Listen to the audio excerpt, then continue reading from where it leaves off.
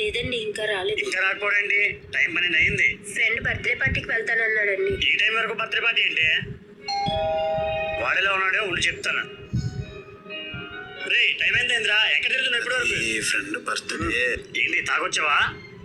అంటే ఈ రోజు నువ్వు బయట పడుకోరా. అయ్యో ఏంటి బయట చాలా చలిగా ఉందండి, పాపం బయట ఎలా పడుకోమంటారు? లోపల పద, వాడే చేస్తాడు ఈ చలికి.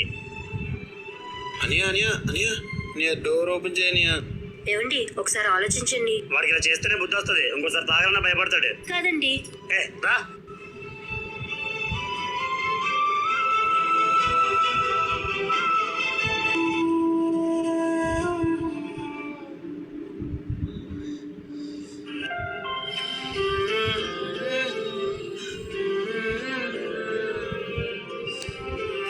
వదినా ఆర్యన్ చాలా థ్యాంక్స్ వదినా. సరేరా నువ్వు పడుకో, మళ్ళీ మీ అన్నయ్య లేస్తే గొడవ చేస్తారు.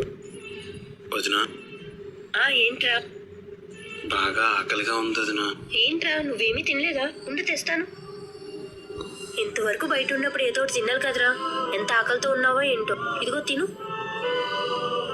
ఏమైందిరా ఏడుస్తున్నావు? నేను ఎప్పుడు మా అమ్మ చేతి కూర బుద్ధులు తినలేదు వదినా, కానీ నువ్వు తినిపిస్తుంటే మా అమ్మే గుర్తొస్తుంది.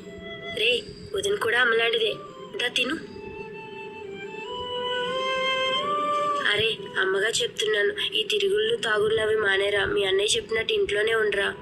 సరే అమ్మా, ఇక నువ్వు చెప్పావు కదా, బుద్ధిగానే ఉంటా.